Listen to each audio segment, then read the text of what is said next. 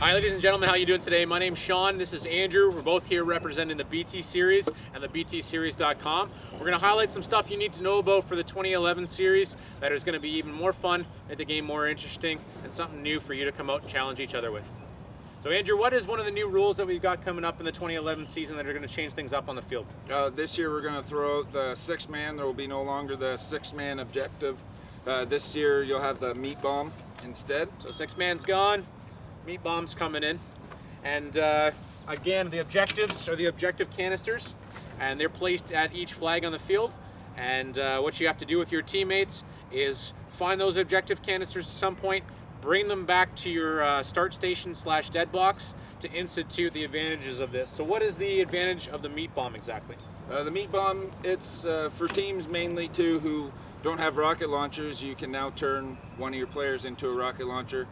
Same rule as a rocket launcher. Whoever's the meat bomb will be marked with a certain color tape. Everybody will be well aware that day of what color that is or how we're going to mark them. Ref's going to stay with them. You run to a bunker or a building, you touch that building, the person in it, and 10 feet around is dead, including your team. So essentially you're a human bomb, you're running around like crazy.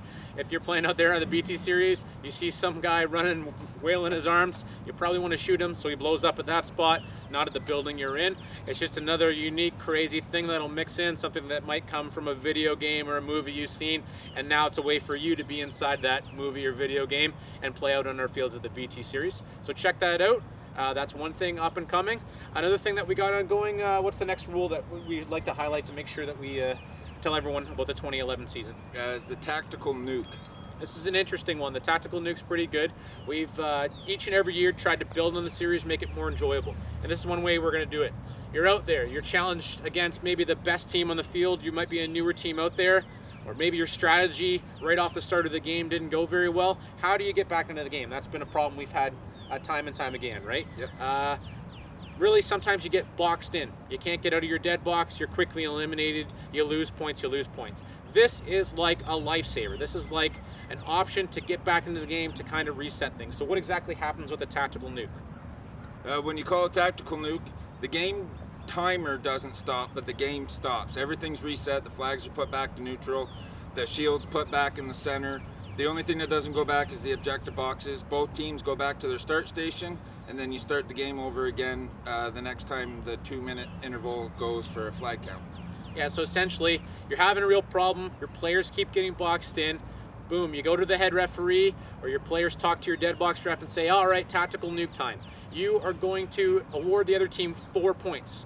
Basically, a point for each flag, and at this point, they probably got you bunkered down pretty good. They probably got those points at the next 2-minute interval, and a point because all of your players will essentially reinsert. So that team does get a 4-point advantage. The team that it happens to, obviously, is taking that as an opportunity to get back, have both teams resetted, and bam, the game's going to restart. So again, you can get back in there, you can get out on the field, you can use a different strategy, and hopefully regain those 4 points, if not more. So that's an interesting one. We're hoping that's going to make it easier for newer teams who are starting out. It adds a little bit more craziness to the game itself, which is kind of cool. And again, it's kind of like a video game. Bam, you're back in the game, we're back at base level, we're restarting the mission, here we go. A couple other things that we've got coming up for the 2011 season that are still in the mix. Our first event coming up May 29th at Flag Swipe Outdoor. Start station boxes. What are we going to be doing with those? Start station boxes, we're this year going to do the banners. Yep. Instead, start at the banners. So there'll be a large banner, BTSeries.com. All our sponsors are going to be there. Great for pictures for those guys. And all the teams are going to have a designated area that they can start behind, their barrels touching. It's going to be easier for our referees to identify live and dead players, and it's going to be you're always going to be aware of when someone's coming out of the box, running and shooting at you. What other things do we got to highlight in the 2011 rules? We did go over, and you'll see it in another video on our YouTube account here for the BT series, some rules about gun restrictions. So just let you know, 2011, we're going back to tactical markers. Check out that video so you're well informed that way. Anything else that you want to highlight that the Shadow Squad Reffing Corps will be enforcing for the 2011 season? Just that we're possibly working on new flag stations to make it easier. That's right. Another thing, just easier to keep the points scored. And a lot of games last year, especially when we went to DMC Paintball, the flags were changing sometimes 7 times in a 2-minute interval.